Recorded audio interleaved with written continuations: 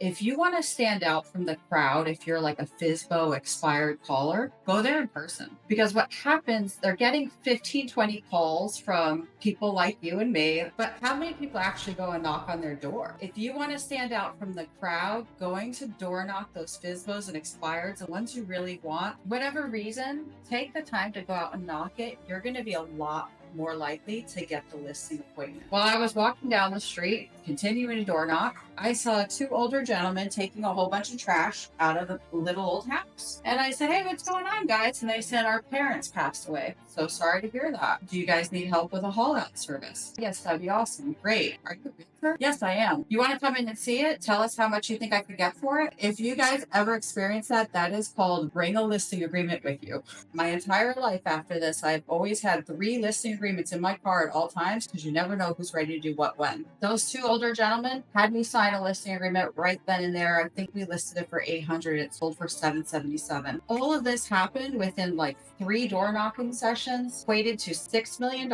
in volume and almost $180,000 in commission. Door knocking is something that is often disregarded. It's seen as like, why would I do that, right? And I'm hearing from a lot of newer agents how difficult it is for them to break into a new market with cold calling. Cold calling has gotten a lot harder for all the reasons that we already know. There's more people doing it, there's less inventory to pick from, less skilled agents, etc. So, what do you do when you want to make it in real estate and like cold calling isn't really the jam? Maybe your family isn't jumping to give you listings, right? How do you get started? And I brought on these two gentlemen with me because the three of us have all made a career out of door knocking, and we've all done it in very different ways. So whether you want to do luxury, if that's your goal, whether you want to get into wholesaling and flipping, or whether you want to be one of the top go-to agents in the country with a huge coaching program, door knocking might be something that can get you there. So, as people start to come onto the show, just want to remind everybody that this is interactive. So, go ahead and drop comments, drop fire. We love energy. Let us know that what we're saying is a valuable use of your time. That's what we're here for. All right. So, I'm going to quickly share why I got into door knocking and how to turn one listing into 3. If you would like to turn one listing into $178,000 worth of paychecks, say I. I know you guys are at home. Yeah, all of us. Um, so look at the dates on this, right? This was back, yeah, Cassie said, heck yeah. Back in 2020, what was unique about this time for everybody? What happened in 2020? It was COVID, pandemic. So in many markets like New York, New Jersey, and I don't know about Utah or Milwaukee, you guys tell me, but we weren't allowed to cold call. In a state of emergency, you cannot make cold calls. Is it similar there or different? Well, I You guess can I'll go. go first. Yeah, go So, first. in Milwaukee, I didn't really see like any red tape or anything about that aspect. Just as long as we were following like the 6 feet rule, right? We're Right. and all that stuff. But I mean, everything else was pretty much fair game. Obviously, that was a big transition when a lot of people were starting to use like live streams, social media, Zoom, etc., like that. People just had to learn to adapt quickly, and that's what we all did back in 2020 when the world shut down. Yeah. So for us in the Northeast, I don't know if it's because we live in an area where like 9/11 and Sandy happened, or if it's because we're in a blue state. I don't know. But we were not allowed to make cold calls. So a lot of agents were kind of like, well, what do we do? We were stuck like, how do we go back to business? And it helped me to stumble upon door knocking because what happened was I would go out instead of doing just listed calls. Most of you probably, when you get a new listing, you do just listed calls. I did just listed knocks. And I was like, hold on a minute. People are talking to me and they're really interested in what's going on with their neighbor. Actually, they said that they're thinking about moving. Now, when we make phone calls, is that generally how people talk to us? No, they tell us to F off. We're like, get the hell out of here. Hang up. Door knocking is totally different. People who are interested, they engage with you, and people who are nosy about what's going on with their neighbors, they're going to ask you a lot of questions. So, what happened for me that year that really opened my eyes to the power of door knocking was I took the first listing, which was 158 Childs Road, and that was a for sale by owner. And they allowed me to list that property at a price that I knew would cause it to sell. The price I listed it for was 1.45. Do you guys see what it closed at? Yeah, that was quite a bidding war. But the significance of me telling you this, if you can get a listing that you know is really well priced, it's going to bring multiple offers, door knock always around any one of those listings because all of the neighbors are going to talk about. Did you see how many cars were in front of the Smith's house? Oh my God, they must have gotten so much for that house. The neighbors become your biggest fans. So definitely start with those listings if you guys have them that you know that thing is going to fly. And if you don't have your own listings, right, and you're kind of brand new to this, pick one from your office or pick a success story in your neighborhood that you know it's a good one. It doesn't have to be yours. So 158 Child Road, I priced that thing. I thought it was going to sell for like 1.5. We ended up getting tons of offers. And what I did was I went right to the next door neighbor. The next door neighbor was 148. And I said, "Hey, Mr. and Mrs. Next Door Neighbor, we have 200,000 over asking and multiple people who couldn't get into that house. What would you take for this house?" And you want to know what the seller said? "I would take 2 million and I would move." So I went back to all of the bidders from the first house that didn't get chosen, that they didn't win, and I say, "Hey, I have an off-market opportunity. The guy next door said that if you made him an offer at 2 million, he would sell. And guess what? Hint, hint, wink, wink. That one's nicer. You could rub it in the other guy's eye that you got the better house." We're salespeople, right? So what ended up happening is I created the deal. So I got the first one, I double ended it because I found the buyer or the seller for that one after doing multiple offers. And then the second one, I put together off market because I found through door knocking that that seller would take $2 million. And then while I was walking down the street, continuing to door knock, I saw two older gentlemen taking a whole bunch of trash out of the little old house. And I said, "Hey, what's going on, guys?" And they said, "Our parents passed away." And oh my God, I'm so sorry to hear that. Do you guys need help with a haul out service? Oh my God, yes, that'd be awesome. Great. Are you a realtor? Yes, I am. You want to come in and see it? Tell us how much you think I could get for it. If you guys ever experience that, that is called bring a listing agreement with you. That exact experience taught me that no matter where I am, I now my entire life after this, I've always had three listing agreements in my car at all times because you never know who's ready to do what when. Those two older gentlemen had me sign a listing agreement right then and there. I think we listed it for 800. It sold for 777. All of this happened within like three door knocking sessions, and it equated to $6 million in volume, four transactions because one was double ended, and almost $180,000 in commission. So, why does door knocking work? I want to show you how to do that. A few things that I think all that these gentlemen really enjoy is, what do we love most about door knocking? It's cost effective. I don't know about you guys, but like when I first started, I couldn't afford a dialer. A dialer's like $400. And when you just got done with real estate school and paying all these fees, it's a lot. But guess what? As long as you got shoes on your feet and knuckles on your hands, that's free. You can go use that, right? So it's a very cost effective way to lead generate if you don't have all the money for all the tools in the beginning. Number two, what we love about door knocking, and I'm sure that Jeremy experiences this a lot when he goes out, and same thing for you, Perry. There are people who are self made that are like, man, I respect you doing this. It's 100 degrees today, or it's 10 degrees and you're out here in the snow. If you're willing to do this to get my business, heck, I want to work with you because you'll do anything to get this home sold. So they automatically believe just by you doing that that you're a hard worker. You don't need to sell them. They're already sold. Something else that's really a nice change from maybe the other ways you've been doing lead gen is it's really good for your health.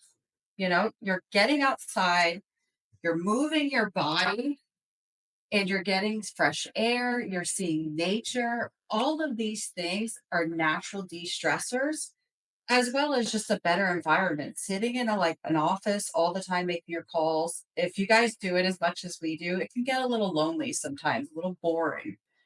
Going out and talking to people is going to be so much better for your mental health. I don't really do this a whole lot anymore, but back then I did.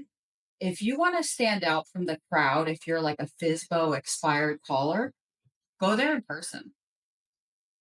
Because what happens, they're getting 15, 20 calls from people like you and me. You know, we see the home came off the market. When do you plan on interviewing the right agent? We all know that script. But how many people actually go and knock on their door? Right? If you want to stand out from the crowd, going to door knock those FSBOs and expireds, the ones you really want, whether they're in the right neighborhood, whether they're high price listing that you want, whether it's whatever reason, take the time to go out and knock it. You're going to be a lot more likely to get the listing appointment. And then this is probably the most effective way of farming. So when you first get into the industry, what does your broker tell you to do about farming? Harry, let me ask you, like when your broker told you to farm, what did they tell you? So there's a couple things that they told me when the farm. Obviously, the most basic, without like just keeping it 101 type of deal, is when you're farming. Obviously, door knocking. Like you said before, when you're farming too, also look for like other listings that are around the area and kind of just like mimic exactly what you said on your aspect as well too. Because when you're farming in areas that already have a listing, they say statistically, like every 90 days, there should be at least another 8 or 9 listings within a half-mile radius. So Yeah, listings create babies. absolutely. And what do most brokers tell us? They're like, oh, spend thousands of dollars on mailers. Yep. Well, again, not everybody has that type of money to get started. I know I didn't. And also, like mailers, when you guys get them, realistically, what do you do with them? You throw them in the Uh, trash, right? that or like, you give them to like your little cousins or niece and nephews and they color all over it. My kids make paper airplanes from them Paper airplanes. Yep, or boats for their toys. exactly. So if we want to be effective at farming a neighborhood, if farming a neighborhood is something that we're really dedicated to, the best way to actually do that is get out there and talk to the people face to face. And before I let the gentleman take over, because this is really their show, I'm just going to give you a real quick formula for how I got those transactions I showed you earlier and what has typically worked for me when door knocking and for agents I also coach with. So simple, right? Step one, you're going to coming soon door knock and use a pick your neighbor campaign. I like to do my own listings, but obviously you can choose other people's listings if you don't have your own. Pick a neighborhood where you want to be. Don't pick something 2 hours away. Pick something that's like, hey, I really want to be the go to agent in XYZ market. And when you do that coming soon knock, I like to call it the pick your neighbor campaign. Because think about what does the person whose door you're knocking on, what do they want? Do they give a shit about you selling a house? They don't care. What do they care about? They care about their neighborhood. Who's moving in? What's going on over there with the Jones family? So give them what they want. Hey, just wanted to stop by. I'm sure you know Bob and Sue next door over at Child's Road. Are you guys going to be sad to see them go? Yeah, I've heard that from a lot of the other neighbors too. Well, I know that it's probably really important to you who moves in next door. I mean, I'm sure your kids will play together. Just curious. Who do you know, maybe at your church or in your family, that might be looking to move closer to you? And then shut up and let them talk. And usually what happens is they start to engage with you. They're going to ask you more questions like, well, what is it on the market for? Do you have any offers yet? What do you think it's going to sell for? What are all those questions indications of? It's indication that they're interested in the market. If they start asking you questions about what's going on with that house, your follow up question should be, how about you guys? When do you think you might be ready to move? And obviously, you're going to get some people who say things like, oh, I'm going to die here. That's okay. That's normal. Don't let it upset you. You're also going to get people who say things like, well, if I got what they're getting, I would move too. And you can see, like, that the roof's like falling down. The house is a little messed up. It's okay. These are just people that you can put in your database. You're just starting a conversation. So then the second knock is I like to invite people to the open house. And what we do is a special neighbor sneak peek hour. So if you're going to do your open house for the public from 2 to 4, do the neighbors only sneak peek from 1 to 2. And you should have like, wine and cheese or club soda and fruit, whatever you guys want to do, but make it like feel VIP for them so that they feel welcomed. You could invite 50 people in the neighborhood and maybe 3 people will show up. What's the real reason why those 3 people showed up? And drop in the chat what the real reason is why they're there, those 3 people who showed up. Yeah, that's right. They're interviewing you. The real reason why they came over there, maybe some of them is to be nosy in the house, but really, you're on an interview. They want to see what you're doing different, what you're going to do to get this home sold, because they're probably in the back of their mind thinking, we're going to be next. We're thinking about it next summer, in a few months, whatever. So, whoever, even if you only get 2 or 3 people to show up, those people are all viable candidates to be your next client and treat them as a VIP. I love themed open houses. Here in Texas, people are religious. Like in New Jersey, we couldn't do anything religious because it was it's offensive over there. But so like we do Easter egg hunts, we do like Santa pictures with Santa. We do like a lot of themed open houses that feel like we're giving back to the neighborhood. Because if you're going to constantly knock a neighborhood, you need to have goodwill there. You have to go in above and beyond for those people so they're not just like, oh my God, that's freaking annoying. Shut the door, call the police. We're so over her, right? You want them to be able to see you as someone who's always giving back to the community. So do your best to spend some money on them, make it feel like a party, and make them always feel like it's not just about what can you take, what can you give. So third step is once you're under contract, create excitement. Go out and tell everybody. Oh my God, we got multiple offers. Can you believe that in this market with these interest rates? You'll never believe it. I can't share the final sale price, but I will call you and tell you later. How about you guys? Are you next? So, and then the fourth obviously is when they're just sold, you're going to go out and knock the last time. And the people who seem interested in staying in touch with you, you're going to put them in your database. So that's a very easy 4 step formula. So pick one, do it coming soon, invite them to your open house, under contract, and just sold. And if you can find people who are willing to talk to you that seem interested, eventually they will become your client. So I'm going to pass it over now. I hope you guys enjoyed that. Some of my favorite ways to knock, because in New Jersey, it's very difficult. There's so many highly skilled agents, and so many of the homes are over $1 million. Nobody is going to question you if you're out there door knocking and talking to them about $1 million listing already, like Fidel. And I see some of the people in fancier areas. It doesn't have to be your own listing. If you're out there telling them about $1 million listing, they're not going to question whether or not you've sold one. They're just going to assume that you're out there selling $1 million homes. So if any of you are watching this are like, hey, I really want to get into luxury, door knocking is your best opportunity to start. So with that, if you guys have any questions, drop them in the chat and I'm going to pass it to Mr. Perry and then Jeremy.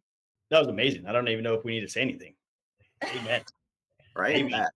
Right there. If you guys are on here watching this and you're not following Jessica, you obviously don't want to do a lot of real estate. That was incredible. Great breakdown. Thank you. Perry, did you want me to pull up your slides?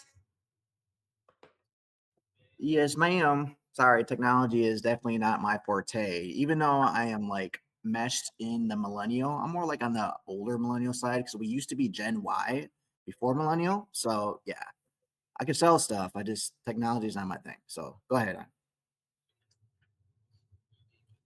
All right. So Jess, first of all, thank you for bringing me onto your show. I'm definitely a firm believer that, whenever the mic has been presented to you, you have the opportunity to speak on stage, whether in person or live. Never take that lightly. I'm here to deliver. The goal for my few minutes that I'm on here before we pass over to Jeremy is just simply breaking down the simplicity of door knocking and wholesaling 101. So whenever I teach anything, I try to teach it as like a kindergarten level that like if I can't explain what I've explained and the kindergartner can't go ahead and repeat it, teach it, then I didn't do my job right. So that's the whole point of this. And one thing that you're going to learn is that whether you are in the residential real estate side, whether you are a wholesaler, whether you are an investor, the process is the same. You're going to learn that we have the same exact prospects and leads that we're going after. The end result might be a little bit different depending on, what you plan on doing with that seller and with the agreement you have. So obviously, for example, with a listing agent, obviously your job is to represent them as the listing agent, and then you go ahead and list their house on the market and you're going to get a commission check. When it comes to the wholesaler aspect, what makes wholesaling different from residential real estate, because a lot of people get confused. They're like, well, isn't it the same? I'm like, no, because as a wholesaler, you don't have a license to sell real estate. You're not selling the real estate. You're actually selling the contract. So that's the key difference is in wholesaling, you're selling the rights to the purchase agreement that you've agreed upon with your end buyer, and you're selling it to, I'm sorry, with the seller, and you're selling it to an end buyer for a fee. So that's the major difference right there. Or if you're an investor and you want to go directly to the seller and you want to avoid the middleman altogether, whether it's the residential real estate agent that's listing the property or whether it's the wholesaler that you would normally connect with the sign, you can also go ahead and do that too. I mean, it's no different. Nobody's telling anybody that they can't. The reason why a lot of people don't as investors is because, time is very limited. They may be doing so many different projects at once that they don't have time to search for that next project. And that's why they look for residential real estate agents, whether on or off market, or people like myself who also do wholesaling as well. I do also have a license in the state of Wisconsin, so I'm more of a real estate professional. I don't title myself as just a wholesaler or just a residential real estate agent. I consider myself a real estate professional, and and I'm able to get it to the finish line regardless of what the exit strategy may be, based upon what the seller's needs and motivation are.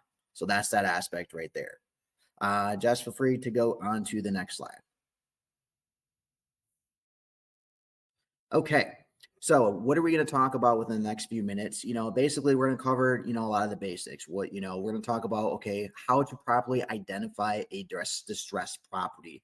What's a distressed property? Basically anything that needs a little bit of TLC. It's typically, what do they say? It's the ugliest house on the block.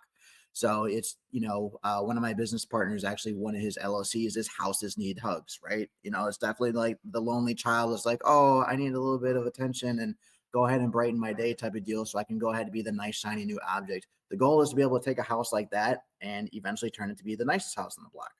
So that's what a distressed property is. Typically it's ones that maybe it needs a new roof, or maybe there's a broken window. Maybe the doors are boarded up, just tall grass. Here in Wisconsin in the wintertime, okay, maybe it's like it hasn't been shoveled and things like that. These are signs that you can look for to see a distressed property. In addition to that, maybe there might be multiple vehicles that are, all around the property where it looks like they haven't been worked on and they've been broken down. And it kind of looks like a little junkyard. One thing to write down is success leaves clues. Everything that I just told you, it doesn't matter where you're at in the United States. Prime example, first time I ever stepped foot in Fort Lauderdale was last week. Never been in that market ever. But by those little tidbits that I just told you, I knew exactly what to look for. And I knew I was already in the promised land in that neighborhood just by looking for those key little tidbits. And it didn't cost me anything. I just knew exactly what to look for. Connecting with sellers and buyers. Once again, basic 101, if we're talking about low to no cost, once again, the best way to do that is door knocking.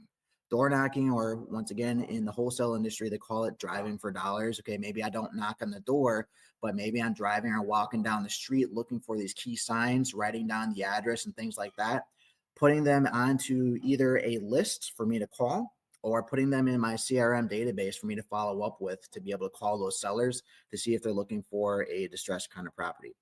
What is real estate wholesaling? So here's the basic definition. Wholesaling is a real estate strategy where an individual secures a contract for a property and signs that contract to an end buyer for a fee without purchasing the property themselves. So that's that. And then Jess, feel free to go on the next slide. So in particular, why wholesaling? So let's just face it, during the times of like 2020 to 2023, I'd say specifically, I remember vividly, it was June of 2023. Between that time frame, between 2020 and 2023, whether you were a novice and you knew nothing about real estate, you knew nothing about wholesaling, you could literally like just throw mud at a wall. The seller was like, I would like this price. You're like, okay. And then all of a sudden you have a bidding war because the inventory was so low, interest rates were so good. I mean, the cost of money was there. Like it just made sense. And whether you're looking to buy the house for the first time or whether you're looking to add to your rental portfolio or get into the flipping game, it was a no-brainer. But then all of a sudden, July 2023, it was like just a complete stop, 180. And then everybody who was doing that tactic and like had like no skills or anything like that, or they were just taking higher risk, they were totally in for a rude awakening because now the game has shifted. Now it went from, okay, I don't know anything, now to it's a skill-based market. The interest rates are up.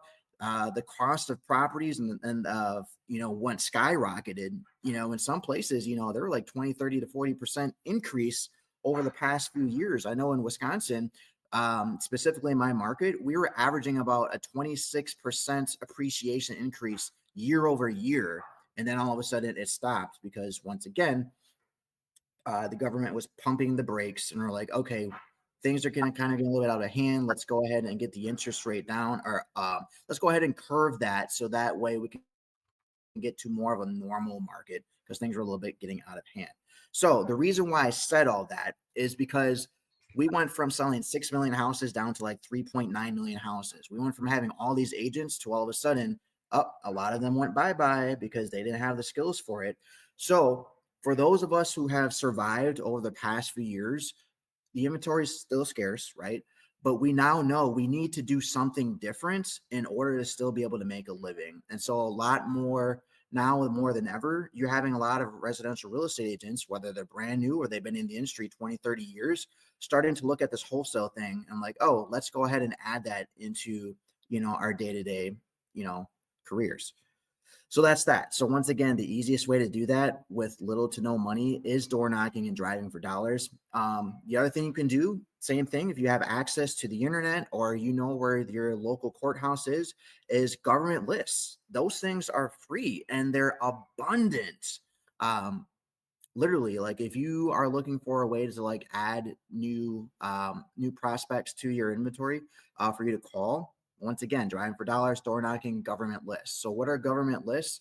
As an example, they could be anybody who has a tax delinquency, anybody who's going through a foreclosure, like Jess talked about earlier, probate. And then how do I go ahead and get a hold of those people after I've implementing the door knocking strategy? Okay, you have a list and you have an address, you have a target market in those areas, and you're like, okay, I'm going to go ahead and tackle that area. Like Jess talked about earlier, I'm going to farm that area. And a prime example, when I was out in Fort Lauderdale last week, My homeboy Fidel went with me. And what did we do? We literally went outside the Airbnb within a half a mile radius. We did exactly that. We went ahead and door knocked all those distressed properties and we went one by one. And the key is this: when you're door knocking, don't just knock once and then, oh, they're not home, and then go ahead and leave. A lot of times it's like, oh, did I just hear the door? Is it somebody I even know? And then they're peeking and they're like, I don't even know this person. And then you do it again. And they're like, oh, okay, he's serious. Let me go ahead and see who it is, type of deal. But if they don't answer, then go ahead and leave like a written hand note, whether it's like a sticky note or whatever you can find. Say, hey neighbor, I had a quick question about your house. Give me a call when you have a moment, and leave your phone number. Leave it at that, and they're going to be like, well, what's all this about? People are just naturally curious. They're going to give you a call like, hey, yeah, I got your message. What's up? And then you have the ability to go through the motions to see whether or not they're looking to sell their house. So that's that aspect. And then networking with real estate investor meetings. That's huge. Another way that if you're brand new and you like don't quite know what you're doing, but you want to have access to those who are at where you want to be, real estate investor meetups are phenomenal. All you got to do is maybe like go ahead and like Google like your local meetup. You can go ahead and go on Facebook and see like what local meetups there are. Also type in RIA, right? We have the Milwaukee RIA. There's a RIA in every single state that I'm aware of. And it's where a lot of investors, wholesalers, real estate agents, and anybody who's in the real estate industry hang out and network and do business together. So that's that aspect. And then Jess, if you want to go on to the next slide. Okay, how to identify a good wholesale deal. Once again, we talked about those visible signs that you can go for. What other things to look for too? Motivated sellers. And you're like, motivated sellers, what's that? How do I know whether or not they're motivated? Well, typically the easiest way is a lot of people are in life situations. Okay, maybe they just went through a divorce. Maybe they have a family or friend who either unfortunately just passed away and they need to go through probate because their family didn't have a will of trust set up properly, and now their family has to go take it through probate in order to legally be able to sell the house or figure out what they want to do with that asset. Foreclosure, this is a big one. It's the foreclosure status has been slowly creeping up in Milwaukee versus it has been over the past few years. So I would highly recommend for those looking to be able to add another avenue of people to go after it's foreclosures. Those people desperately need help. There's ways that you can help them, such as like short sales, subject twos, cash offers, etc. If you don't know what those are, feel free to reach out to like me or Jess or Jeremy. We'd be more than happy to explain more about what those are. But those people are going through financial hardship, and I'm telling you right now, most people put their head in the sand and they just are like, hey, I don't know what to do. Hopefully this just passes in some crazy nightmare. But let's face it, they're about ready to go through reality and get foreclosed on.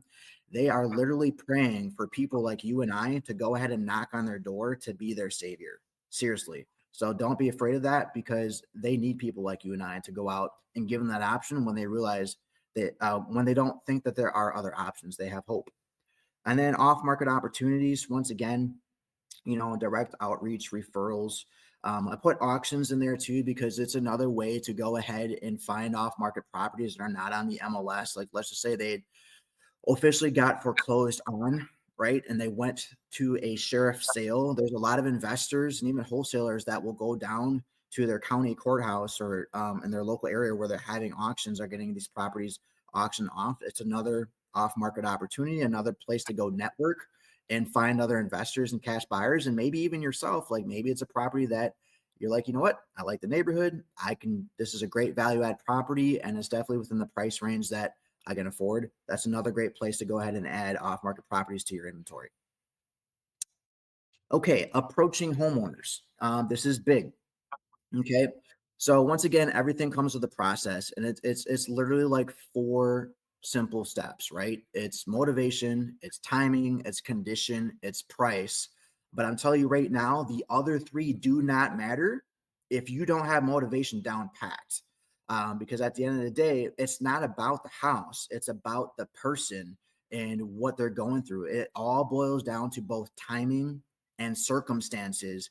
And if you ask the right guided questions, that you will easily uncover the motivation. In the beginning, it might be just like a generic, like, oh, I just need to sell my house because I'm moving. Okay, well, go 2 to 3 layers deep. Well, why do you need to sell the house? Oh, because I need to go ahead and move to Georgia. And then I'm taking this as a live example because when Fidel and I went door knocking last week in Fort Lauderdale, this happened to be one of the realistic scenarios. We knocked on the door, and the lady is like, yeah, I need to sell my house. And very, very quickly, she needs to sell it by next month, by March. And on top of that, she needs to buy a house in Georgia. So that's a double pop right there. But we wouldn't have known that if we didn't door knock on it and we didn't ask her those key questions and why she was moving and what time she's looking to move. And like, obviously we can see the condition in the house. And then the last thing is just simply going over price, which that's something that we're going to be following up with to be able to help this lady, not only to be able to help her sell her house, but also to be able to find the price range and location she's looking for in Georgia as well. Okay. So that's that aspect. Once again, we asked why they were considering selling. We talked about that. Gathering details about the condition of the property. We talked about that as well. And discussing their options. You know, obviously, once again, she needs to sell. Okay, great. She can either sell very, very quickly to a cash buyer, right? I always tell people there's 3 things on any opportunity to sell, but you can't have all 3 at once. You can have 2, but you can't have 3. Number 1, it can be speed. It can be price, and it can be convenience. It's like which 2 out of 3 you want, and we'll be able to do an exit strategy from there, but you're not going to be able to have all 3. For her, it's definitely got to be speed and convenience. So it's for her, one of the best options might be cash buyer because they can close quickly and they can get her onto her next destination. If she's like, well, I need a little bit more than that. Okay, well, then we got to get a little bit more creative. Maybe we can go ahead and do like a novation and be able to like kind of give her a little bit more than a cash buyer would. Maybe it's a subject to opportunity where like, okay, maybe she might be close to being upside down or low equity. And it may not make sense to be able to do a cash deal or to be able to do it on market. It may not work for her, but with a subject to opportunity, we could put a little bit more money in her pocket, have somebody be able to take over her mortgage and be able to get her onto her next destination on that aspect as well. So those are just some key examples right there. And then lastly, after you discuss those options and you allow them to figure out what's the best opportunity and option for them, great. Then let's go ahead and secure it under a contract and then go ahead and go do those terms from there. Whether that contract is you being the cash buyer and you buying it yourself, whether it's you being a wholesaler and like, you know what, this price is not for me, but I have other investors that would gladly, I can assign this to. Or lastly, it can be you as the listing agent and you go ahead and list it on the market. Okay. Go ahead, Jess. Finding a cash buyer. Now, everybody you talk to, some people prefer one or the other. You can either go ahead and interview cash buyers before you start looking for distressed properties to have under contract to send to them, because at least this way it's kind of like order taking. Like you already know ahead of time exactly what they're looking for, what the purchase price range, what the rehab budget is, what their risk tolerance is, the kind of rehab they're looking for, whether it's a light rehab where it's like they call it lipstick on a pig, $5,000 to $15,000. Maybe it's a mid rehab where a really good bones, but it's going to probably need an updated kitchen and an updated bathroom. Okay, that might be $25,000 to like $35,000, or like a full rehab. A full rehab is all right. It might need a new roof. It might have a little bit of structural issues that need to be taken care of in addition to all those other things I said. Okay, now it's at 45 to 65, or maybe it's a full gut where it's like, okay, I need to spend like $85,000 to $100,000 plus. But at least you know what that is, and now you can go ahead and find exactly what they're looking for. Don't give them something that doesn't fit the mold, because you don't want to be wasting their time or anything just to say you have a deal. Make sure it's a deal that truly makes sense, that they're really going to appreciate, that you took the time and energy and you actually listened, because they will be your repeat loyal buyer for life if you do it right. And then there's that aspect. And then there's the other way. Okay, maybe I don't have a cash buyer. I don't have a buyer's list yet. Maybe I just happen to stumble across a really good property that I know it's a great deal. Well, it's kind of like the movie Field of Dreams, right? If you build it, they will come. If you got a solid deal, bro, buyers will come out of the woodworks. All you got to do is just say, hey, here's the deal. Here's the numbers. here's the properties, things like that. Are you looking to buy this property? Yes or no? They're like, yep, sure will. What else you got? And then lastly, joint ventures. This is a great opportunity, whether if you're just getting started or you want to learn a little bit more about the wholesaling aspect. You can either be somebody who's really good at acquisitions and you're the type person who just goes ahead and finds the properties, or you could be really good at dispositioners. You're like, you know what? I'm not the type of person who wants to go out and door knock. I don't want to be the guy who has to go out in the snow or the heat or anything like that, but I'll gladly talk to buyers. I have a really good network of buyers. Okay, great. Sign a joint venture agreement and partner up with them on like 50-50 split or whatever it may be. And then that way, you're you're killing it that way. And that's a great way to kind of be able to make the best use of your time, so you're not spreading yourself so thin, especially if you're a one-man band. It's difficult to be able to do the marketing side, the acquisition side, the disposition side to get it to the closing table as a one person type of business. But if you go ahead and partner up with somebody, well, now you can go ahead and lighten the load and you'll be able to get things done a lot faster. It's kind of like if you take one horse, there's so much horsepower that they can have, but now all of a sudden you add two horses. Imagine the amount of like strength and speed that you had combined. So that's that aspect. Okay, next. All right, wholesale process step by step. Okay, this is really, really simple. Like literally it's just 6 easy steps. And I call it like your Betty Crocker cake mix. As long as you literally follow these steps, you really can't get it wrong. Number 1, identify distressed property like we talked about. Number 2, get in contact with the homeowner or property owner and see if they have a need to sell. There's a difference between those who want to sell. A lot of those are delusional, right? They're like, oh, you give me $1 million. I'm like, bro, your house is only like worth like 50 grand, but whatever.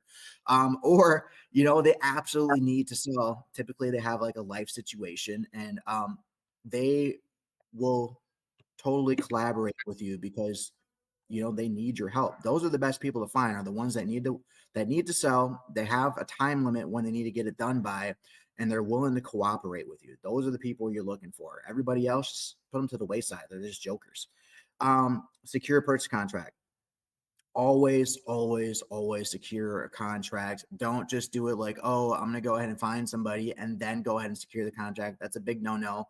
Also keep in mind, you're not the only one that in the competition. If you're the one door knocking and getting a hold of them, imagine how many other experienced investors, wholesalers, and real estate agents are going after the same person. You want to be able to secure everything that you put into motion. Very, very important. Market to contract cash buyers. We just talked about that as well. If you want to learn more ways to be able to go ahead and discover them, once again, feel free to reach out to me, Jess, or Jeremy as well. Assign the contract for a fee. So the way that you as a wholesaler get paid is simply by assigning the contract. One disclaimer, I highly recommend that you look at your state and local laws because there are, some local jurisdictions that are cracking down on assignments. It's becoming more and more popular to do what they call a double closing. Once again, we could talk more about that at a different time, but that is becoming more popular and more mainstream and more acceptable is the double closing technique to be able to do that. Or the takedown, where you just go ahead and take down the property, it legally becomes yours, and then maybe spruce it up a little bit, get it cleaned up, and then you go ahead and turn it and sell it to an end buyer that way. Once again, talk to maybe like your local investor-friendly title company to talk more about that. Also, maybe talk to a local real estate attorney as well to see what those local practices are to make sure that you're compliant. Because last thing you want to do is be able to do something and it's not legal to do. And then close the deal through a title company. Please make sure it's an investor-friendly title company. Yes, there's title companies that are everywhere, but not every single title company is the same. Extremely important, especially if you're doing something that is a very unique strategy, such as like a subject to or like a seller finance type of deal. A lot of title companies, a lot of agents, a lot of investors and wholesalers don't even know what that is. And you want to make sure that you're using the right paperwork and you're with somebody who has done these multiple times, because the last thing you want to do is screw up paperwork and totally ruin it for everybody. So that's that aspect. And next. Abs- All right. So I want to give Jeremy a chance too. Yes, Um, a lot of people probably don't even know what a JV or assignment is. they can reach out to If me. you guys want to go in depth with Perry, drop a fire in the chat and I'll have him come back on the show to go over a lot of this in more detail. Because to go over it quickly, it's a lot of very important information. Um, Perry, what would you say is the most important thing when you're outdoor knocking? Most important thing when you're outdoor knocking is remember this acronym: help one person every day. Leave your ego at home, and and check your heart before you door knock, because it's not about you. It's not even about the house. It's about the individual and being able to help them out of their situation, and everything else will take care of itself. Heck yeah. All right, what questions do y'all have for Perry? Go ahead and drop your questions in the chat. We're about to have Jeremy come up here and kill this thing. There's a question for you. Dan asked, where do you get the government list? That's a As great your question. So, real quick, I'll answer that question, and so that way Jeremy can take the stage. But thanks to technology, a lot of these days you can just find it online. Where like another thing is like Chat GTP, just like Google, like give me provide me the links to the government lists in whatever city and state, and then it will do all that research for you.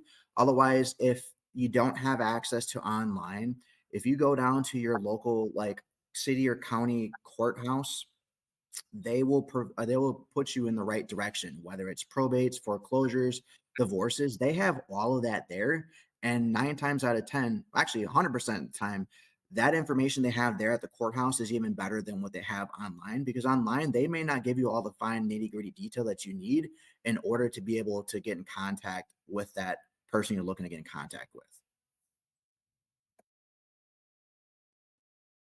Awesome. What other questions do y'all have? Jeremy, what's your IG handle? It's door to door real estate. Yep. I'm gonna see if I can add to the Instagram live. Perry, that was amazing, man. I took a ton of notes. Yeah. That was really good. All right, awesome. We're on your live too. Okay, cool. Well, if y'all think of more questions that you have for Perry, go ahead and follow him. It's scrolling at the bottom of the screen. Are you stalker friendly? Can they send you DMs? Yeah, of course. I mean, I'm in real estate, so that's all we do is communicate. So any way you want to communicate, whether it's DMs, whether you want to stop in the office or whether you want to give me a call, perfectly fine. Awesome. And if any of you are in Milwaukee and looking for a door knocking partner, they welcome to reach out to you? 100%. I'm all about collaboration. Love being able to help out any way that I can. Well, you were amazing. This was a lot of information. And I think what's really cool about it is you have different things to give people, right? It's not just the listing. You can help them in so many different avenues. So that's what we want. We want to serve people. The next guest I have is we became friends through social media, actually. Were we out both door knocking? We were like, you door knock? No, you door knock. I was door knocking and I hopped on your live. It was like a year ago. It's so like we're in this nice little community. It's so cool. So Jeremy and I have been social media friends for a while, and we both respect each other's hustle. And I've learned a lot from watching him. Actually, you door knock like 4 days a week, right?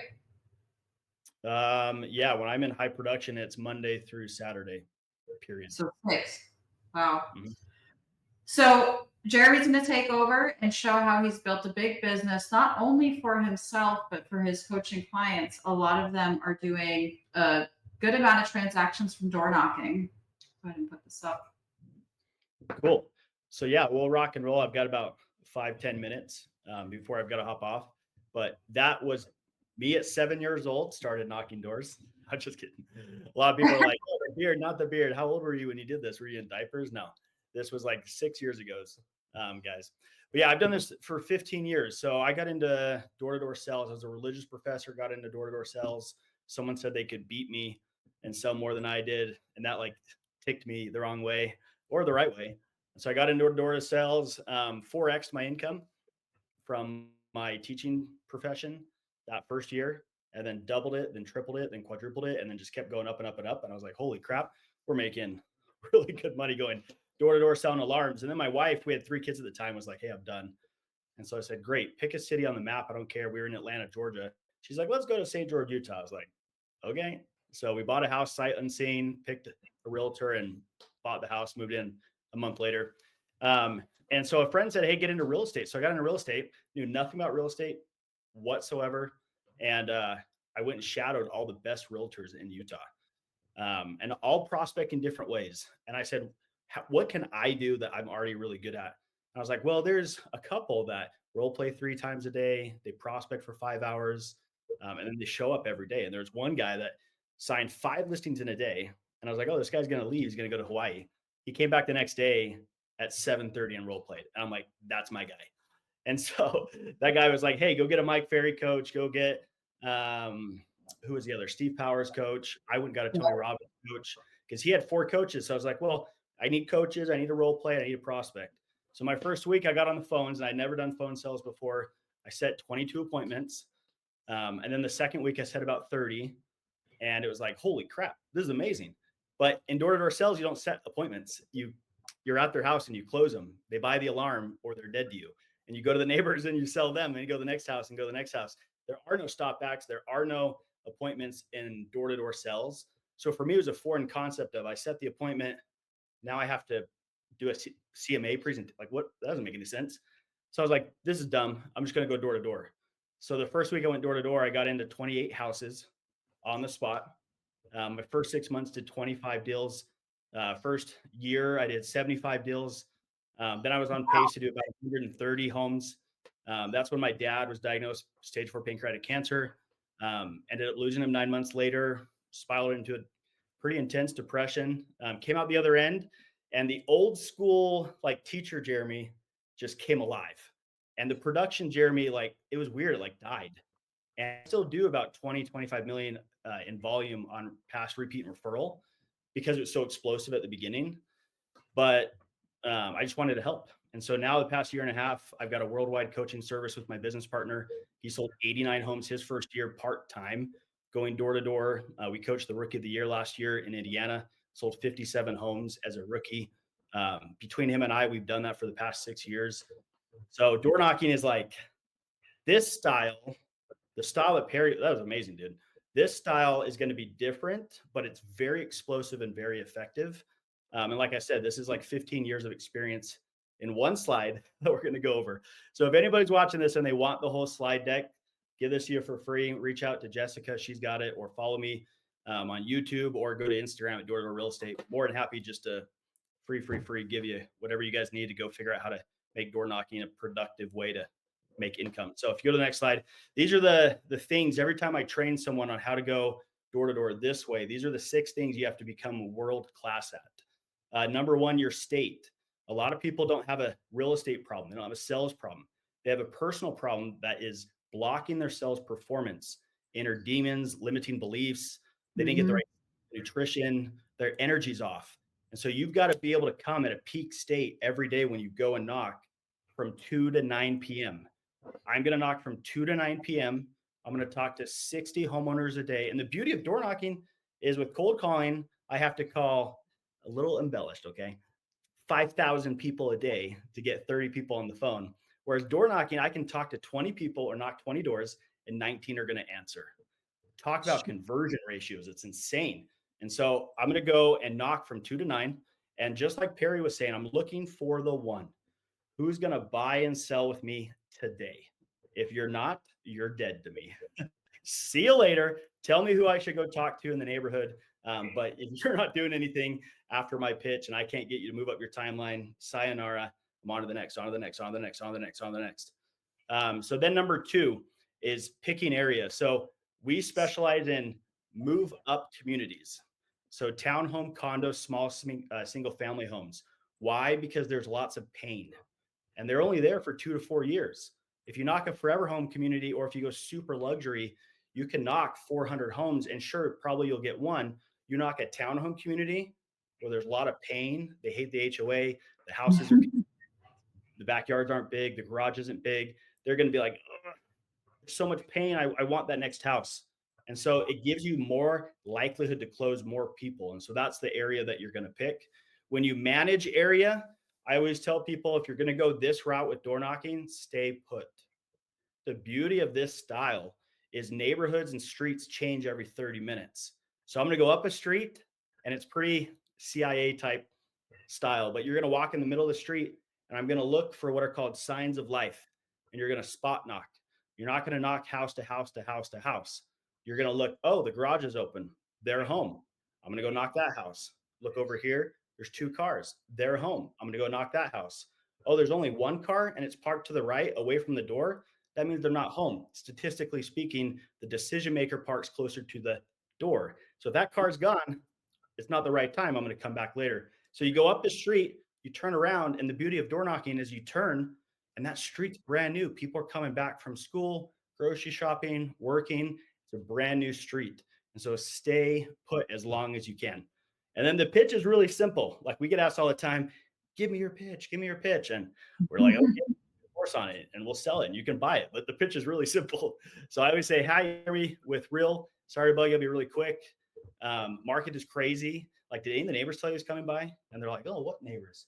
And that's a pattern interrupt because when they come to the door, they don't want to talk to you. They think you're a salesperson. I want to get you off the door. So I want to have something right there to turn their attention.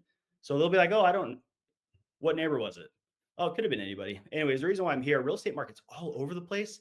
You guys thought about buying, selling, or investing? They're going to say no because it's a down home community and they usually don't think about it that much. And I'll say, great, is this your forever home? And it's not because it's a townhome community. But now they're going to start thinking about forever homes. So now they start thinking about the next home. Great. Do you think you guys will be here 6 to 12 months or are you going to be here like 15 to 20 years? And you always smile and laugh and they're going to laugh. And then they say, no, maybe closer to 2 years. Well, now I have their timeline. Like Perry, you were talking about. Great. What's different then versus now? Oh, it's down payment. Now I have their motivation and pain. Okay, cool. Anything else that'll cause you to move then versus now? If you use that language, they're more likely to tell you their pain and what the issue is. Then you throw out a hook. Well, look, if I were to show you how to do XYZ, accomplish that sooner, is that something you'd be opposed to? And they're like, well, I wouldn't be opposed to that. And that's like that Chris Voss line of speaking. And then you go right into the market. Well, what are your thoughts on the market? What will happen in the next 2 years? And if they say, no, we're not moving, this is it, sayonara, it's like, cool. Hardest part of my job is timing. No worries. You know the neighborhood better than I do. And I'll turn. Who do you know that I should go talk to? And Jessica, like you were saying, neighbors will tell you everything. And they'll probably tell you more than you wanted to know about the neighbors. And the crazy thing about this structure is number 5. You're going to get so many leads. It'll blow your mind. Every realtor that goes from 2 to 9 for 30 days straight, they'll have over 1,000 leads that are ready to go in under 45 days, 3 months, 6 months, a year and a half. It'll blow your mind. And the beautiful part about it, free. Doesn't cost you a dime. You just need a shirt, slacks, a watch, and shoes. You don't even need a watch. And that's pretty much it. And so you get all explosive business. You're getting vitamin D, so your happiness levels are higher. You get to talk to people every day and smile. And so it's just the dream. It's so fun. And then obviously coming back, you're going to come back often, but you did the hard part at the beginning. Now, when you come back, it's simply, hey, it's good to see you. John, how are you? High five. Cool. Well, how's the family? Anything changed in the last 2 months? Are you guys still about 6 months out? Awesome. Have you talked to anyone in the last 2 weeks that has thought about buying, selling, or investing? Oh, we did about a week ago. Talk to so-and-so. Great. Get their information. And it becomes so easy after that. So in a nutshell, 15 years, there it is. That's it. That's amazing. There's a question here. What was the intro line pattern interrupt? Yep. Hi, Jeremy with Real. Sorry to bug you. I'll be really quick. Did any of the neighbors tell you I was coming by? A lot of times they're like, well, what neighbor? It could have been anybody. And if you've been there a while, you can be like, it could have been John, Sally, Sarah. Anyways, I talk to everybody for about 4 to 5 hours a day. I'll be really quick. The reason I'm here, and you keep going. But all it does is it shifts their pattern of thinking. And so it gives you a foot in. And it extends the conversation. When you go door knocking, you're trying to buy time in 30-second increments. So how you use your body, the tonality, your hands, the questions, it just buys me another 30 seconds, buys me another 30 seconds. And it allows me to get through those 6 questions. A lot of people have said to me, "Oh, you're only able to go door knocking because you're a woman," and both of you are men out door knocking. Share with me how you overcome, maybe some people who are afraid to open the door. Yeah, great question. I mean, everybody is. You just have to put yourself in the homeowner's shoes. Like it's 3 o'clock here in Utah. Someone knocks on my door immediately. I'm like, who what the heck? Who is this? And that's how they come. And so you have to look presentable. I'm not going to wear a suit. I don't want to look salesy. I don't have a name tag, nothing to like scare them. I just want to look like their neighbor. And so I'll Yeah. literally look in this and I'll stand back and I want to look busy. I want them to be like, oh, it's probably the meter guy from the city. I need to go talk to him. And it pulls them out to the door and they'll talk. And if it's a ring doorbell, I'll knock and ring the doorbell and they're like, well, who is it? Hey, it's Jeremy. I'll be really quick. Hey, the neighbor's supposed to come by. Come out here real quick. I got to show you something. And I'll step back. So you start talking a little bit softer. You'll step back. You'll just wave at them to come. Guys, they'll come almost every time when you do that. Have you ever set an appointment through a ring doorbell? All the time. Yeah. All the time. I'll go through the whole pitch, even the listing presentation, through the dang doorbell camera. I've sold somebody a cold knock at 11:15 at night, signed the listing documents, listed the house 2 days later, went under contract that same day. It was a doctor that just got home at 10:30 at night. No one ever saw him. Everybody in the neighborhood told me to go talk to him. And so I kind of just kept working and kept working. And then I saw him pull in and I said, hey, look, I know it's dark. This is a little creepy. You're one of the last ones I need to talk to. And then I'll get out of here. And then I just went right in. And he's like, oh, yeah, I need to sell. Come on in. And his neighbors told you. And his neighbor, yeah. And that's the thing. Like, not everybody's going to be ready to buy, sell, or invest. That's okay. But they know who is. So if you ask for, if you're talking to 200 people a week knocking doors and you asked for 200 referrals, I mean, how do you not go sell 50 homes a year? And you have chosen to do door knocking over cold calling. You don't cold call at all, correct? I don't. I'll do FSBOs expired for an hour in the morning, mainly Okay. because of Jessica's amazing and Aaron. Mhm. But basically, that's it. Besides that, I love this. I love looking at people in the eyes and shaking their hand and reading the energy and like the body language. And it just makes the job more fun to have like the air running or the air outside running through my hair and the vitamin D. And I just much rather do that. It's just like going through the neighborhood on a stroll, just saying hello to people. That's it. Walking in the middle of the street and I'll just wave to people, smile at So, them. what are some common objections that you hear when you're out there or things that you see, and how do you overcome them? Yeah. So I think that the ultimate salesperson doesn't get them any objections, to be honest, because you're preventing them. So you get really good at preventing them.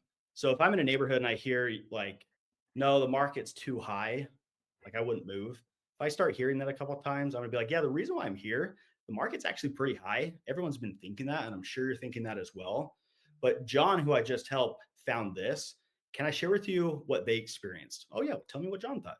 And then I roll right past it. But it's the same objections, whether you cold call, social media, dial, flyer, the same objections, market, rates. I don't want to pay a lot of commission. I'd rather do this on my own. I have a realtor. Like it's all the same. The difference in door knocking is you're going to get what are called smoke screens.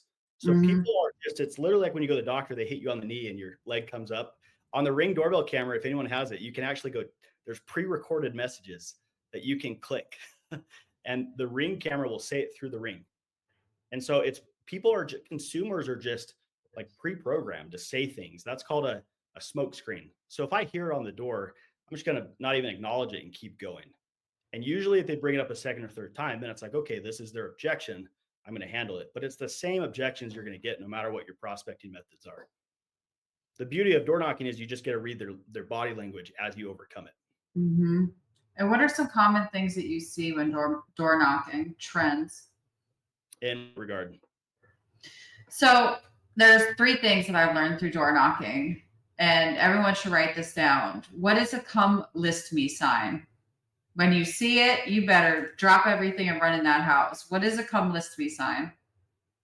Yeah. So, I mean, a lot of times when you're knocking, like you're going to see like, if it's a townhome condo community, you're going to see a lot of kids. So you'll see a lot of bikes and maybe the minivan, right? Or like signs like that. And it's like, oh, these guys have been here a minute. The neighbors told me they've been here for a minute. And so it's like, okay, they're probably ready to go because on average, statistically, they're only in there for that long. So there are little things here and there that you can pick up. Yeah. Also, before you go knock, look when the area was built. If I know it was built 4 years ago and I'm in the first section of that townhome community, they've probably been there 4 years. They're definitely ready to go. There you go. If they don't have pain, like the pebble in your shoe, if they don't have pain, then I need to create the pain. And so I need to ask the neighbors, like, hey, give me some dirt on the neighborhood. What do people love and hate? And then I'm going to start to bring that up in my conversation because I want to take that pebble to a glass shard and then they're willing to transact and move. Yep. So a few things that I have noticed as come list me signs, when you guys see these things, you should run in that house. Number one, class of 2025, class of 2026. Somebody in that house is graduating. And the first thing I ask when I go to the door, do you have any younger siblings? Do they have any younger siblings? Because in most neighborhoods, when you see that, the kids moving out, they're thinking about downsizing. That is the next move. They're gonna move soon.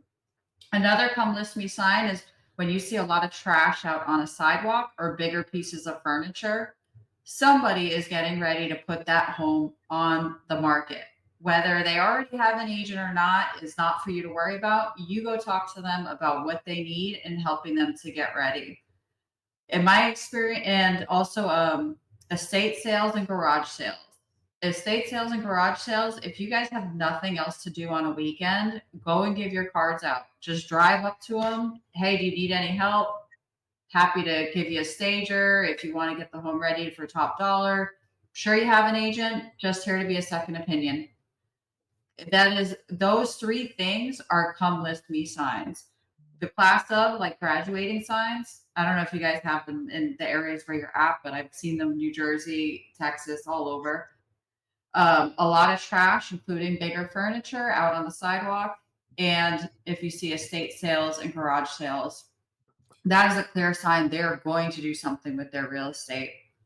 Some other things I've seen while door knocking, Jeremy, is you'll have neighborhoods that are where there's a lot of older people and you'll be talking to the caretakers. And a lot of people's inclination is to be like, okay, they can't help me, move on. I want to find out who the heir to the property is and who's going to take care of it when they actually decide to go into assisted living. There are so many times when you guys are going to be outdoor knocking and someone's going to be funny and say things like, oh, I'll die here. Well, they just might. If you door knock an area enough times, you will know who's getting divorced. You'll know who's died. You will know who's going into assisted living. And somebody is going to have to deal with that real estate. So if the caretaker is kind and you become friendly with them, find out who's going to handle the real estate when, you know, the older person is no longer living there. What are some other things you guys have seen? Well, another strategy too is if you guys want to go blow up your business, just if you're not doing a lot of real estate, you just want to get like drop a bomb on it. Investors buy homes maybe 4 to 5 times a year, right? So instead of getting 20 different clients to transact with you, go get 4 or 5 investors that will go do 4 or 5 deals and just become their go-to realtor. So this is how it works. If I knock a townhome community and a renter picks up and they're not ready to do anything, well, guess what? Who owns that home? The landlord. And guess what? They're an investor. And so what I'm going to do is I'm going to go home, take down that address, use forewarn, any other services like the title company, like tax records, whatever. I'm going to go get their information and say, hey, it's Jeremy. Sorry, I actually hate cold calling. No offense, guys. No offense. For the script. But hey, I actually don't cold call that much, but I ran into your tenants yesterday prospecting for 5 hours in your neighborhood. Super nice. They're great. Just curious. A lot of investors are buying stuff right now. Have you given any consideration to picking up another one this year or doing a 1031? Most of the time when you go knock townhome, condo, single family homes, you're going to run into usually about 30% are renters. Hello, that's 20, let's call it 20 leads a day that are investor leads. You do that 6 times a week. That's 120 leads in 1 week that were free for you to go and work with. And investors are great. Like I said, just find 5 that go buy 4 homes that year, and that's 20 deals. And only 4 headaches to deal with. You don't have 20 headaches to deal with. Yep. Just kidding. We love our clients, but sometimes they can be headaches. That's right. Well, I appreciate the both of you for taking time to be here. I know we started a little late, but I am noticing the time. If anyone has questions for Jeremy or for Perry, go ahead and follow them. Reach out to them in the DMs. And thank you for being here. Jessica, Perry, you guys are awesome. Thanks for having me. Pleasure. Thanks, Jeremy. Appreciate it, guys.